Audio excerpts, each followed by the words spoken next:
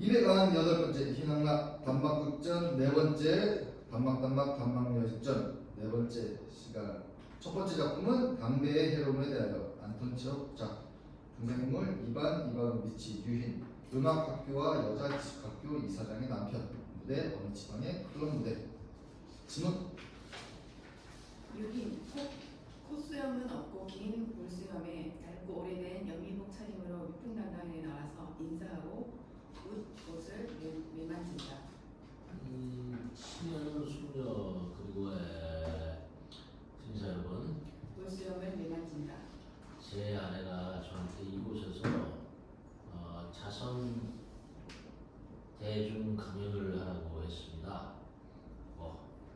어떻습니까? 강연은 강연이고 전 어쨌든 전혀 상관없습니다. 물론 전 교수도 아니고 학위와도 별 상관이 없지만 그래도 전 30년간 계속해서 제 건강을 축내면서까지 엄격한 학문의 특성을 연구, 고찰하고 때로는 학문적 논문을 학문적인 게 아니라 이런 표현은 싫지만 학문 비슷한 걸 쓰고 있습니다. 더군다나 요즘 제가 쓰고 있는 방대한 논문 제목이 몇몇 곤충의 해로움에 대해입니다. 제 딸들은 특히 빈대에 대한 걸 가장 좋아했지만 제가 다시 읽어보고는 찢어버렸습니다.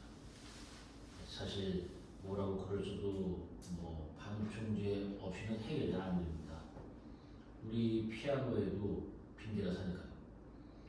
오늘 제 강연의 주제는 인간의 흡연이 가져다주는 해로움입니다. 오늘 아내가 담배의 해로움에 대한 강의를 하라고 해서 담배에 대해 다루고 있는 거지 사실 아무 할 말이 없습니다.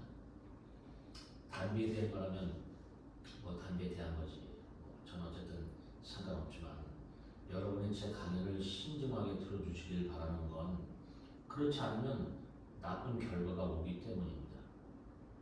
딱딱하고 학문적인 강연에 놀라시거나 마음에 들지 않는 분들은 안 듣고 나가셔도 됩니다. 죽기를 매만진다. 여러분들 중 특히 제 강의에서 많은 유익한 정보를 얻으실 수 있는 의사 선생님들께서 주의를 기울여 주셨으면 하는 건 담배는 해로운 작용을 하고 있지만 의학에서도 이용되고 있기 때문입니다. 자, 예를 들어 파리를 담뱃갑에 넣으면 신경장애 때문에 죽습니다. 담배는 식물입니다. 제가 강연을 할 때 저는 보통 오른쪽 눈을 깜빡이는데 신경 쓰지 마세요. 긴장해서 그런 거니까요. 저는 신경이 아주 예민해서 1889년 9월 13일 아내가 네 번째 딸을 낳았던 바로 그날 이후로 이렇게 깜빡이게 되었어요. 제 딸들은 모두 13일에 태어났습니다. 하지만 시간이 부족하기 때문에 본 주제에서 벗어나지는 않기로 하죠. 제 아내는 음악학교와 기숙학교를 소유하고 있는데 기숙학교라기보다는 기숙학교 비슷한 걸 소유하고 있다는 걸 여러분은 알고 계실 겁니다. 우리끼리 얘기인데 아내는 부족함을 즐겨 호소하면서도 숨겨놓은 게 4만 아니면 5만 루블이나 되지만 전 단 한 푼도 일까빼까도 없어요. 말에 무슨 소용이겠어요? 기숙학교에서 저는 회계조입니다. 전 식료품을 사고 하인들을 관리하고 경비를 기록하며 공책들을 만들고 빈대들을 몰아내고 아내 개를 산책시키고 쥐를 잡죠. 어제 저녁엔 핫케이크를 만들기 위해 밀가루와 버터를 여자 요리사한테 갖다 주는 일이 추가되었어요. 오늘 핫케이크를 다 붙였는데 아내가 부엌에 와서 여성 3명이 편도선이 부어 핫케이크를 못 먹을 거라고 말했어요. 필요 이상 핫케이크를 만들게 된 겁니다. 이 핫케이크를 어떻게 합니까? 처음에 아내는 그것들을 지하실에 갖다 두라 하더니 나중에 고민하다가 말하거든요. 이 핫케이크를 다 먹어 이 멍청아.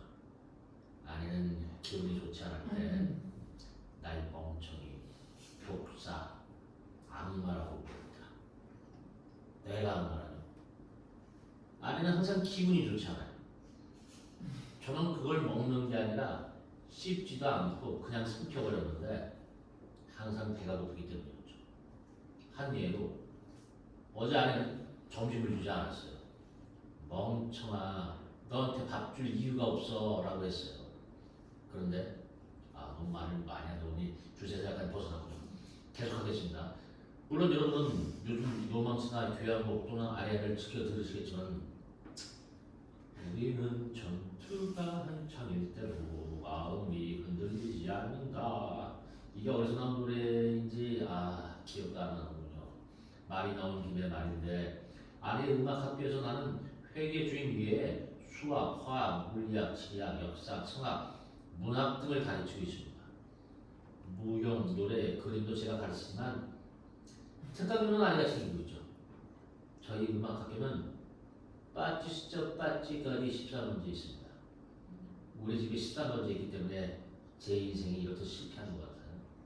게다가 우리 딸들도 13일에 태어난 데다가 우리 집 창문도 13개니 무슨 말이 더 필요해요? 아무 때라도 아내와 집에서 상담하실 수 있고 만일 원하신다면 학교 안내문은 수유한테서 30배까지까지 사실 수 있습니다. 주머니에서 소책자를 꺼낸다. 그리고 필요하시다면 전화 하나 드릴 수 있어요. 자, 안내문 한 권에 30까페이까예요. 필요한 분 있습니까? 사이. 필요한 분 없어요? 자, 그럼 20까페이까요?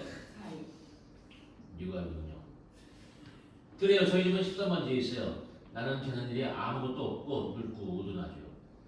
지금 이렇게 강연을 하며 즐기는 것 같지만 사실 목청껏 고함을 지르고 어디 먼 나라로 날아가고 싶어요. 아무한테도 호소할 수 없고 울고만 싶습니다. 여러분은 딸들이 있자냐고 말씀할 수 있겠죠. 딸들이요? 제가 말하면 그 애들은 비웃기만 합니다. 아내는 딸을 7 낳았습니다. 아니 죄송합니다. 6인 것 같아요. 7이에요. 제일 큰 딸 안나가 27살이고 가장 작은 딸애가 17살이죠. 여러분, 난 불행한 사람이고 멍청하고 쓸모없는 인간으로 취급당하지만 사실 여러분들은 아버지들 중에 가장 행복한 사람을 보고 계실 겁니다. 사실이 그렇기 때문에 전 다르게 말할 수 없어요. 만일 여러분이 아신다면 저는 아내와 33년간 살았고 이 기간이 제 생에 가장 좋은 때였다고, 아니 가장 좋은 게 아니라 대체로 좋았다고 말할 수 있습니다. 마치 행복한 한순간처럼 지나가 버렸는데 솔직히 말하자면 전부 없어져 버렸으면 좋겠어요. 한 달. 제 아내가 아직 안 온 것 같고 아내가 여기 없으니 하고 싶은 말을 다 할 수 있겠어요. 너무나 무서워요. 아내가 날 쳐다볼 때가 무섭습니다. 그리고 말씀드리죠. 제 딸들은 아직까지 결혼하지 못했는데 그건 아마 그애들이 부끄러움을 잘 타고 남자들의 개들을 전혀 볼 수 없기 때문일 겁니다. 제 아내는 딸들을 위해 파티를 열지도 않고 식사에 아무도 초대하지 않는 데다가 너무 인색하고 화도 잘 내고 잔소리가 심해 아무도 우리 집에 오지 않아요.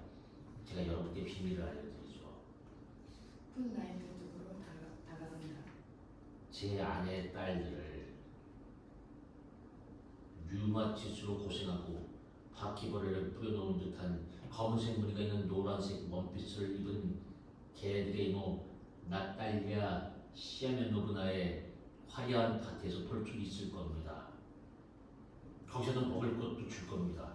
제 아내가 그것을 하지 않는다면 이런 것도 가능하죠. 두 손가락으로 목을 살짝 튕긴다.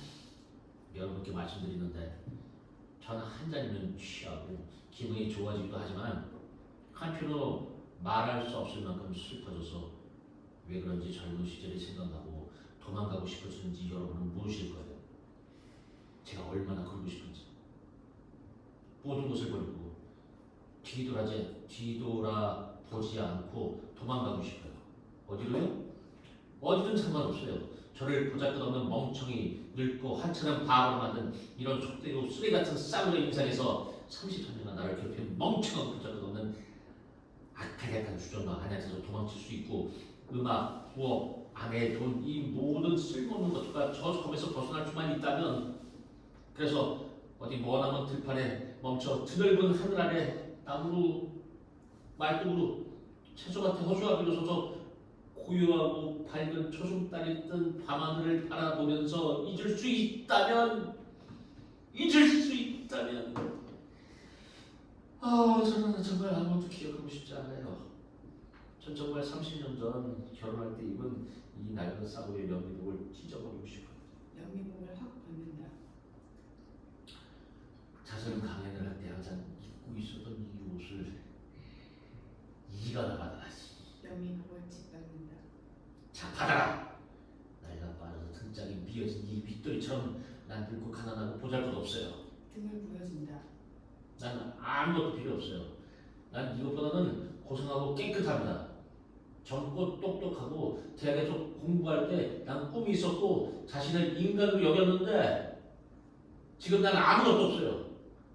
평온하기 위해 아무것도 필요 없어요. 평온하기 위해. 한쪽을 쳐다보고는 빠르게 옷을 입는다. 옆에 거천지 안에 서 있습니다. 아내가 와서 저를 기다리고 있어요. 시계를 본다. 벌써 시간이 됐네요. 아내가 부르면 제가 여러 번 부탁인 이 강연을 멍청이가 제가 제대로 했다고 말씀해 주세요. 한쪽을 쳐다보고 기침한다. 아내가 여기를 쳐다보고 있습니다. 제가 방금 말씀드린 것처럼 담배가 무시무시한 독약이 된다는 이러한 논지에 따라 어떤 경우에도 흡연을 해서는 안 되며 담배의 해로움에 대해라는 제 강연이 조금이라도 도움이 되길 바랍니다. 이것으로 제 강연을 끝마치겠습니다. 말하고 나니 많이 가벼워졌어요. 인사하고 한번 당당하게 대전한다. 네. 대단하십니다.